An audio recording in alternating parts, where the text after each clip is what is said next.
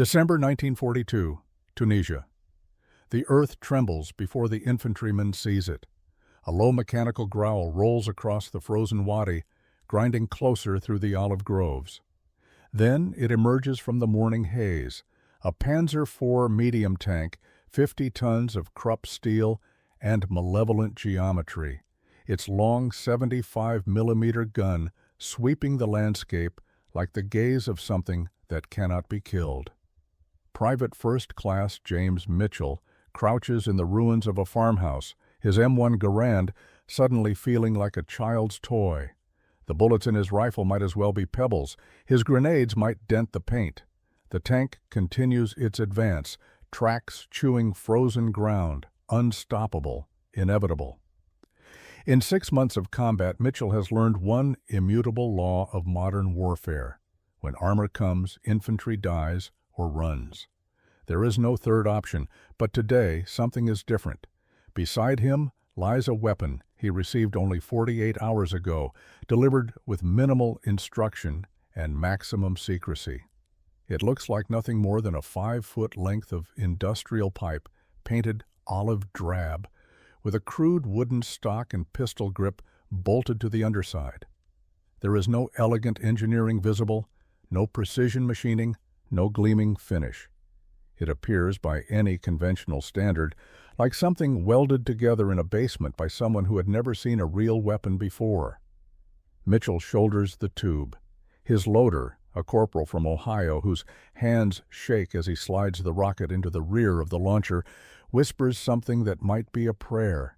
The Panzer is now 70 yards away, close enough that Mitchell can see the commander's head protruding from the cupola, close enough to hear the diesel engines roar. He centers the crude iron sights on the tank's hull, just below the turret ring where armor is thinnest. His finger finds the trigger. The electrical firing mechanism sends current to the rocket motor. What happens next takes 0.3 seconds and changes the nature of armored warfare forever. The rocket motor ignites with a sound like tearing canvas. Flame erupts from both ends of the tube, the backblast venting harmlessly behind him. The rocket leaps forward, trailing white smoke, wobbling slightly in flight, but holding true enough. It covers 70 yards in less than a second.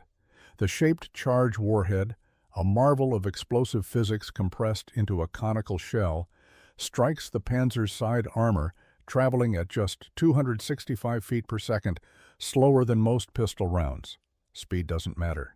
The explosive detonates, focusing its energy into a superheated jet of molten copper that punches through 4.7 inches of hardened steel as easily as a needle through cloth. Inside the tank, the jet transforms into shrapnel and fire. Ammunition cooks off. The Panzer shudders, smoke pouring from every hatch, and grinds to a halt. The commander, if he's still alive, is trying to evacuate. Mitchell is already running. The smoking tube slung across his back, disappearing into the ruins before German infantry can respond. Behind him, a $100,000 war machine burns, killed by a weapon that cost less than a good suit. The problem facing American forces in 1942 was simple to state and nearly impossible to solve.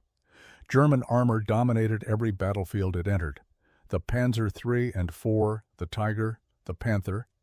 These were not merely vehicles, but mobile fortresses that could shrug off everything infantry carried. Anti-tank rifles, effective in 1940, were obsolete by 1942 against improved armor. The Boys rifle, the Lottie, even the massive PTRD-41, all delivered barely enough penetration to scratch modern tanks. Artillery could kill armor, but artillery couldn't be everywhere.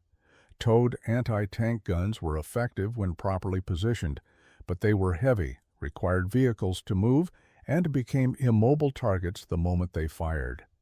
What American infantry needed desperately was something portable enough for 2 men to carry, powerful enough to penetrate modern armor, simple enough to use under fire, and cheap enough to produce in quantity sufficient to arm an army invading Europe. The specification seemed contradictory, perhaps impossible. Then, a crude green tube appeared in Tunisia, and the age of invincible armor ended not with a roar, but with the hiss of a rocket motor and the silent realization among tankers everywhere that steel no longer guaranteed survival.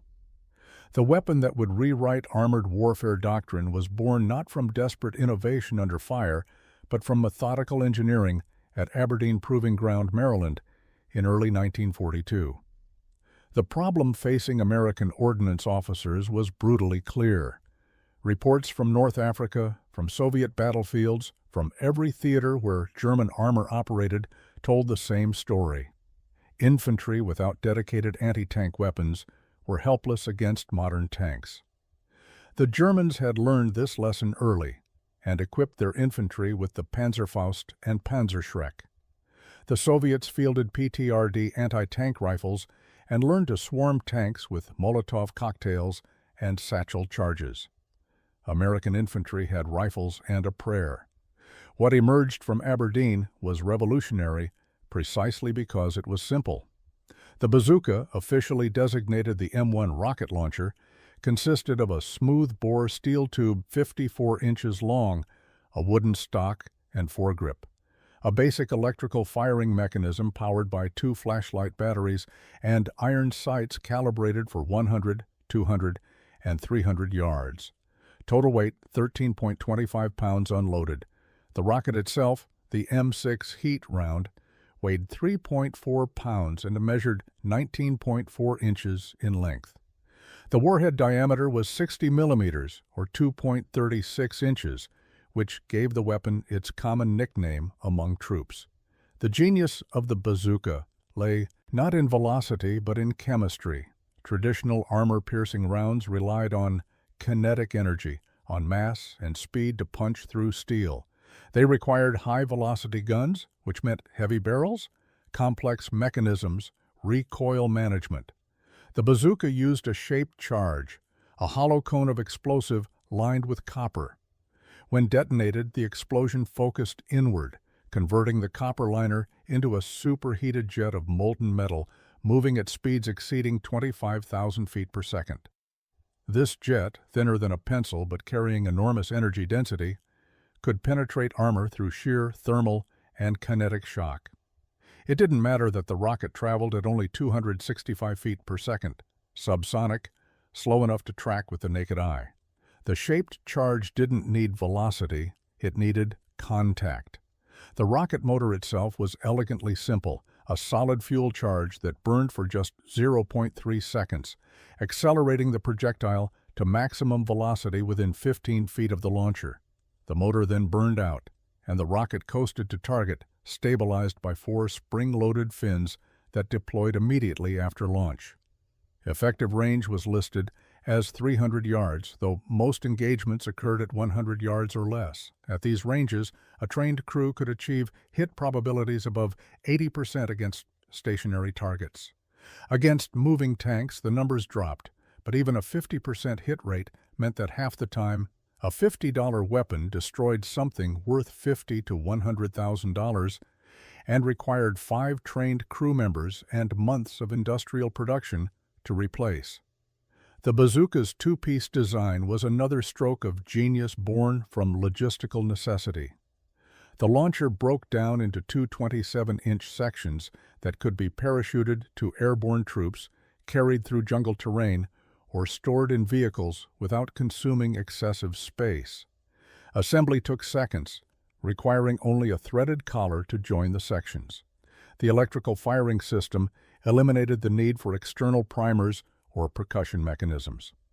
The gunner simply aligned the sights, steadied the tube, and squeezed the trigger. Current flowed from the batteries through a wire running along the tube's exterior to the rocket's igniter. No complex mechanisms, no moving parts beyond the trigger itself. Failure rates were remarkably low. Compared to what it faced, the bazooka's specifications told a story of asymmetric engineering. A German Panzer IV, the most common tank American forces encountered in North Africa and Italy, cost approximately $100,000 to produce in 1942 dollars. It weighed 25 tons, required a crew of 5, featured 50 millimeters of frontal armor and 30 millimeters on the sides, mounted a 75 millimeter KWK-40 gun, and could travel at 25 miles per hour on roads. The bazooka weighed 13 pounds, cost roughly 50 sols. Dollars, required a crew of 2, and could penetrate 4.7 inches of armor at 100 yards, more than enough to defeat the Panzer IV's side and rear armor, and sufficient to threaten even frontal plates at close range. The name itself was almost accidental. Soldiers who first saw the weapon thought it resembled a musical instrument called a bazooka, a comedic horn used by radio comedian Bob Burns.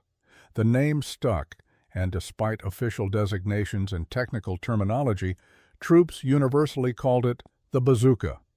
The Germans, after capturing examples in Tunisia, were impressed enough to develop their own version, the Panzer Schreck, an 88mm rocket launcher that was more powerful but also heavier, longer, and more cumbersome.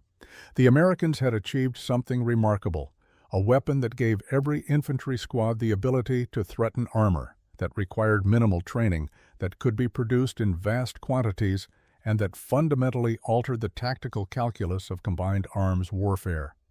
The first operational use of the bazooka was in November of 1942 during Operation Torch, the Allied invasion of North Africa.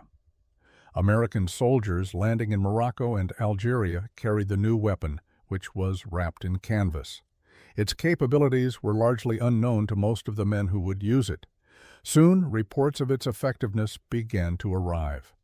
Near Tabourba, Tunisia, a single bazooka team from the 1st Armored Division destroyed 2 Italian M1340 tanks at close range in an olive grove.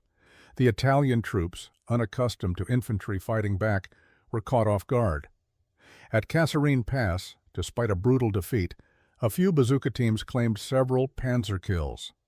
By the time of the invasion of Sicily in July of 1943, every American rifle company was equipped with bazooka teams. Paratroopers dropped into Sicily with bazookas, setting up ambushes for German and Italian armor. At Gela, Lieutenant Colonel Arthur Gorham organized improvised bazooka teams, attacking Italian tanks from second-story windows and roadside ditches. The weapon was effective against lighter armor. Tanks often exploded on impact, killing crews and damaging equipment. It quickly became apparent that the bazooka was a game-changer, with soldiers developing tactics to maximize its impact. Teams would work in pairs, one forcing the tank to turn while the other targeted its weaker side armor. The bazooka also proved devastating in urban combat, where it could be fired from hidden positions like buildings and rubble piles. As the war progressed, the bazooka's effectiveness became legendary. It not only gave infantry a fighting chance against tanks, but altered the way both sides thought about armored warfare. The once feared tanks now faced a new kind of enemy, ordinary soldiers armed with a simple but deadly weapon. By May of 1945, over 460,000 bazookas had been produced by American industry. The weapon had been used in every theater of war, from the Aleutian Islands to the mountains of Italy and the jungles of the Philippines. It had destroyed thousands of armored vehicles and revolutionized tactics. The bazooka's influence would be felt long after the war ended. The weapon forced a major shift in combined arms doctrine. Early in the war, German tanks operated with relative independence. By the end, infantry support became crucial to protect against anti-tank teams. Tanks now required infantry to screen them, and urban combat became a nightmare, with every building potentially hiding a bazooka team. Tank design changed in response. Post-war Soviet and Western tanks featured thicker side armor, reactive armor tiles, and infantry support vehicles specifically designed to suppress anti-tank teams. The arms race between armor and anti-armor weapons had begun, with infantry weapons now able to challenge even heavy tanks. The bazooka's legacy extended to modern weapons. The Soviets, impressed by the German Panzer Schreck, which was a copy of the bazooka, developed the RPG series, starting with the RPG-2 and then the RPG-7. The U.S. upgraded to the 3.5-inch Super Bazooka in the late 1940s, and by the Korean War, it was effective against Soviet-supplied T-34 tanks. Over time, the bazooka's descendants evolved into modern systems like the M72 Law and Javelin missiles. The bazooka proved that a cheap, simple weapon in the hands of ordinary soldiers could neutralize expensive, complex systems. It reshaped warfare, demonstrating that asymmetric strategies could challenge superior forces. The weapon's influence echoed in future conflicts, from Vietnam to Afghanistan, where insurgents used similar weapons to fight heavily armored opponents.